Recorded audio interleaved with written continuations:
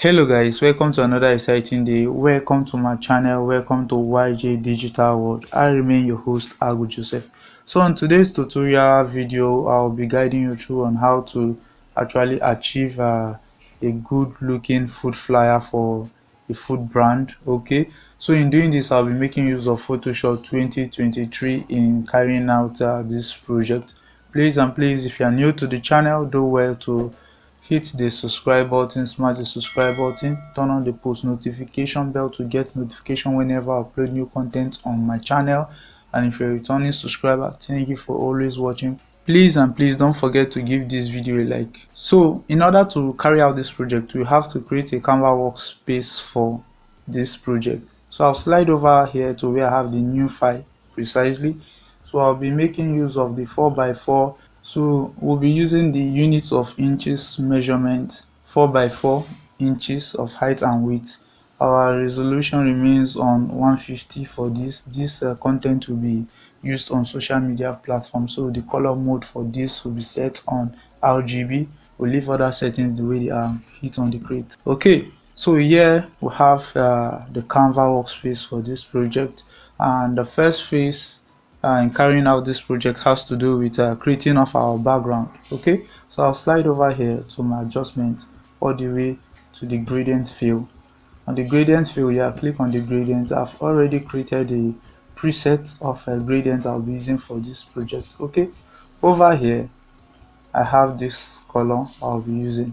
Okay, here is the hex code for the color I'm using over here, while at this other edge here is the hex code for the color I'm using over here. Okay, and it is the location is 27 while this is at 0. Okay, the opacity on 100, likewise the opacity at this end is as well 100% as well. So after doing that, click on OK. So over here I have to make a little adjustment to the styles. I'll change their styles to radial. Okay, likewise I'll change the angle to, let me see, about minus 132. Okay, that's for that. I also have to scale up the scale. So after we are done with this, I can head over to click on OK. Next we have to create a custom layer by giving we're trying to create a feel of a texture for the background here, so I have to create a new layer. So I'll hit Ctrl Shift N on my keyboard here and call this noise precisely. So I'll change the blending to soft light and turn on the 50% gray option. Hit the OK button, come to where I have the layer, right click on it and convert it to a smart object.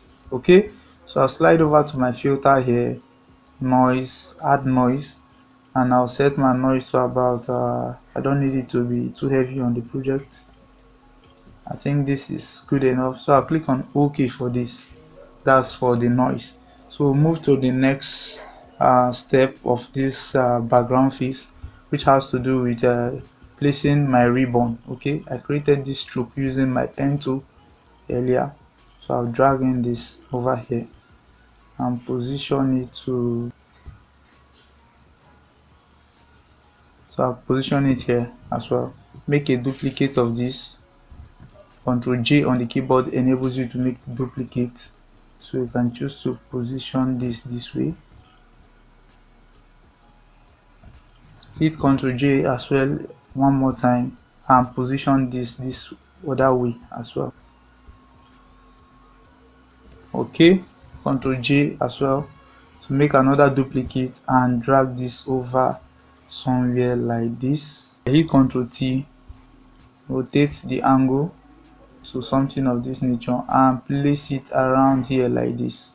Okay, that's for that. If you are done, you check.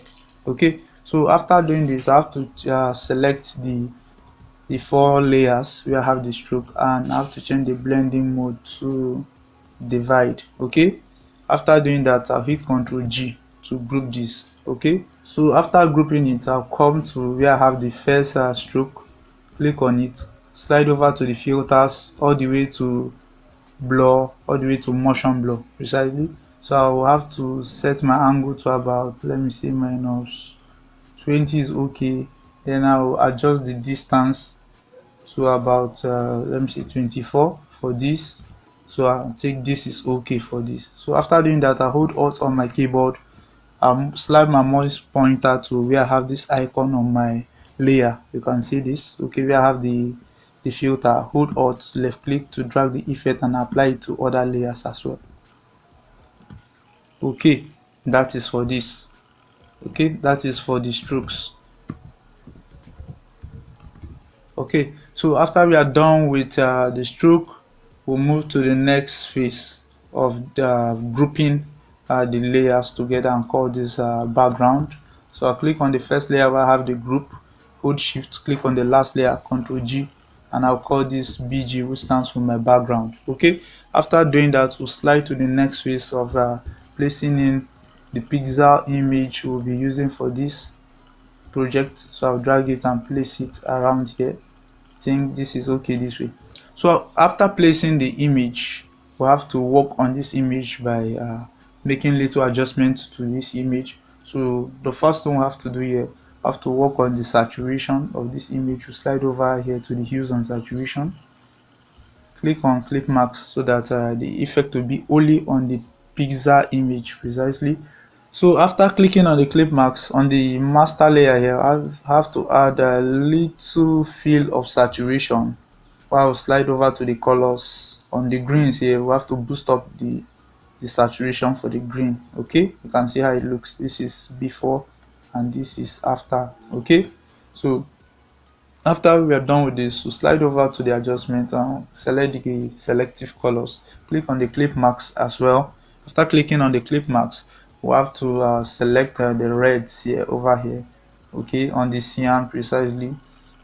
Please take note that the selective colors are made up of the CMYK, the cyan, magenta, yellow, and the black. While at the opposite side has the RGB, okay, the red, green, and the blues. So I need to boost up the red in this a little. So instead of me increasing this, I'll be reducing the cyan. By doing so, I'm applying more of red to the project. Okay, so after doing that, we slide over to the yellows. We have yellows. Okay, we'll add more of green. Okay, we have to reduce the magenta. By doing so, we are applying more of the greens to the project. Okay, so I think this is good enough for this. Okay, so we'll slide over to where we have our greens as well. We'll also boost up the greens as well over here all the way to -100. Okay, so this is before and this is after. Okay, that is for this. So we are done with this particular phase. So I still need to make little adjustments to the pixel, the smoke. I don't like the feel of the smoke on this project.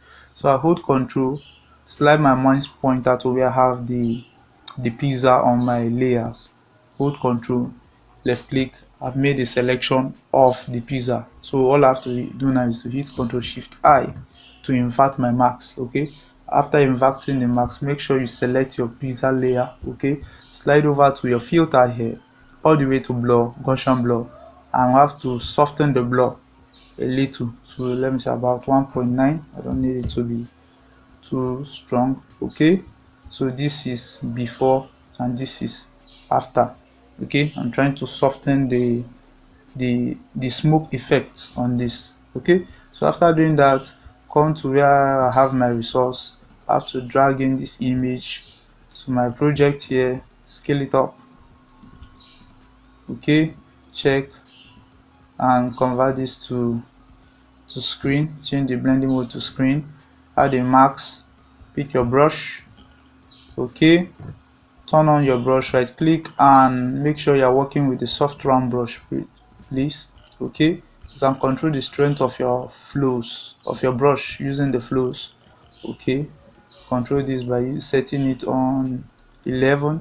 So make sure you are working on the white marks layer and your foreground color should be on black precisely. So you come over here and brush out gently. That's for that. So before and after, Ctrl T, scale this up a little. Okay, so I'll come over here, reduce the opacity to about 30. Should be okay for this. Okay, so before and after, 30 should be okay for this. Pick my brush and take out some of this as well. Okay, so after we are done with the pizza image, we select the layers, hold shift and group this and call this pizza. Okay, that's for that. So I'm done with the pizza layer. Can choose to adjust the position for this. So after we are done with this, we'll place other information such as the text information. But before doing that, I always advise you to turn on your guides so that you maintain good structure in your design project. Okay, here are the parameters I'm using to set up my guides, please. So you can set yours as this. Okay, so this is good this way. You can still choose to come and hit Ctrl T, make little adjustments to the size of the pizza. Think we are good to go with this. So we'll move to the next phase that has to do with placing of other elements. Okay, so I'll drag in the social handles and place it to somewhere around here. So slide over here as well. We'll have to drag in the logo of the food brand and place it around somewhere here. After you're done placing the logo for the food brand, come over here and copy in your text precisely. Pick your text tool. For this, I'll be using a font called Fatboy Slim. Okay, so I'll come over here, left click and paste in the text. Ctrl T. Okay, and choose to transform the size. Ctrl A, pick your move to align this horizontally. Ctrl D to deselect. Hold shift to make a duplicate. Pick your text tool and type in this other set of text. Okay, after you're done with this, we'll come over to the notepad, copy out this other set of information, pick the text tool, left click and paste in the text over here. Okay, for this I'll be using the font Montserrat. So I'll use the bold type for this, all caps precisely, scale down the size of the text. Okay, so pick your move tool and position this way. Okay, that's for that. So after we are done with this, select the layers and group this, call this theme. Okay, that is for this. So I'll adjust the position for this. Okay, that's for that. So the next and final phase has to do with placing of our other set of information. So turn off every other group of layers here. Make sure only this is enabled. So I'll hit Ctrl J to make a duplicate. After doing that, right click and convert it to a smart object. Okay, after you're done converting it to a smart object, slide over to your filter here, blur, Gaussian blur precisely. Okay, on the Gaussian blur here precisely, we'll have to apply a Gaussian blur of about 3.8 radius. Okay, so that's for this. So after doing that, pick your rectangle tool here and create a rectangle of about this size.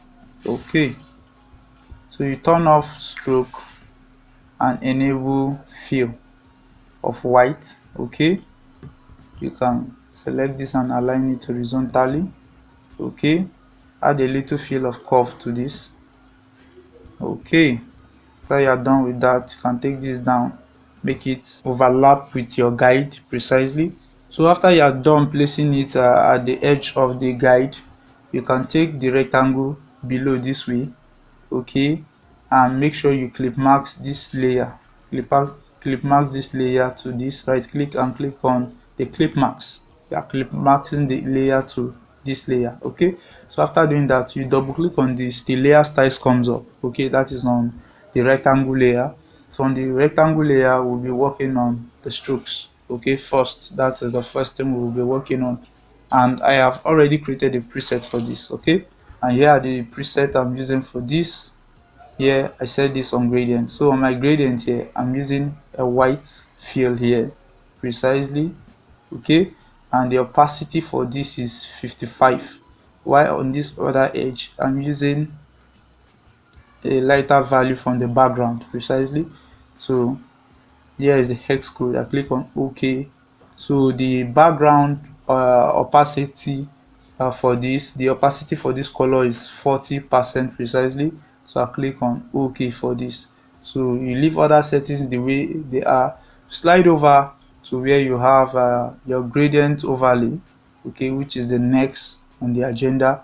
So here are the presets I use in creating my gradient overlay. So on the gradient here precisely, I'll slide over to here. On this other edge, I'm also using the white fill color. So on this edge, here is the hex code for the color I'm using over here, and the opacity is set on 49 precisely, while on this other edge I'm also using same fill of color, but also adjust the opacity to about 11 precisely. So I click on OK, set other settings the way they are on my screen, and I click on OK for this. So after doing that, make a duplicate by hitting Ctrl J on the keyboard. After doing that, take the newly duplicated layer above every other layer, okay, that is above the background copy layer rather. Right click and clear every layer styles, okay. After you are done clearing this, you slide over here and apply and change the blending mode to multiply precisely, okay. After you are done with that, please take note that when doing this, you should always make sure that this background layer is clip masked to this rectangle. Please always take note of that. So after you're done, select the rectangle layer that we just cleared the effect on. You slide over to filter all the way to noise, add noise, okay. So on the add noise here, we'll click on the rasterize and we'll add a little feel of noise to this, okay.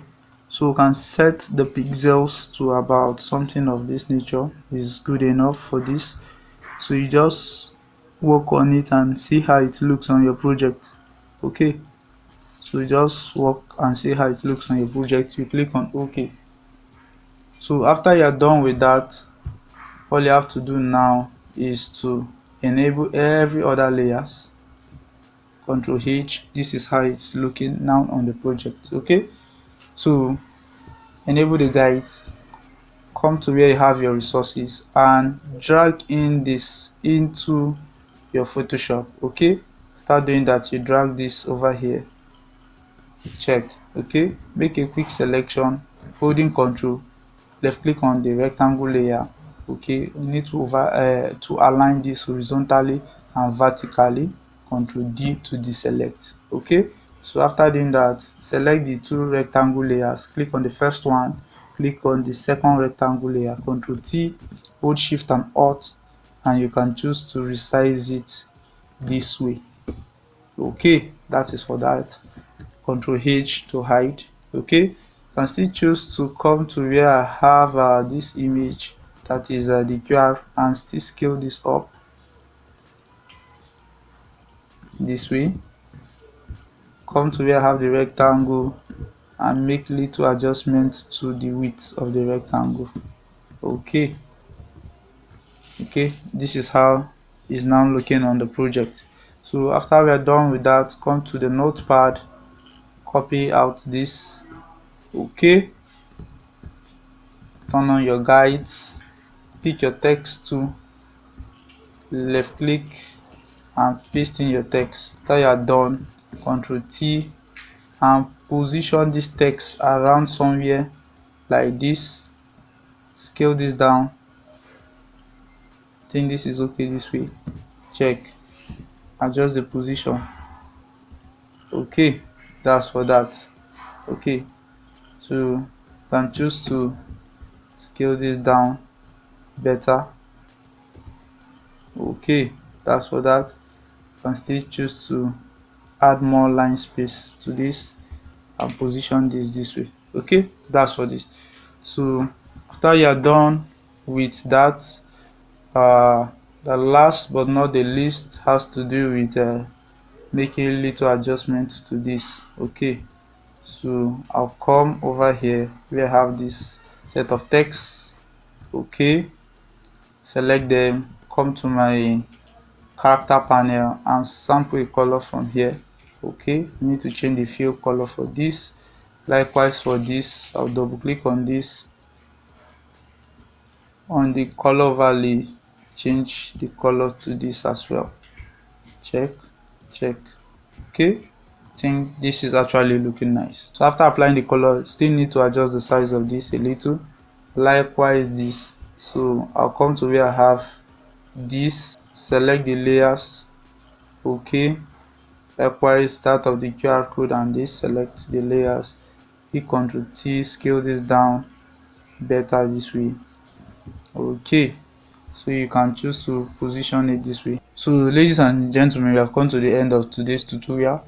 Please, if you do enjoy this content, do well to give this video a like. Do well to give this video a like. Please, if you're new to the channel, do well to smash the subscribe button. Okay, do well to smash the subscribe button, turn on post notification to get notification whenever I upload new content. And if you're a returning subscriber, thank you for always watching. Okay, the link to the exercise files is in the video description. Don't forget to join the Telegram channel at YJ Digital World and follow me on my socials at YJ Digital World. Thank you guys for watching.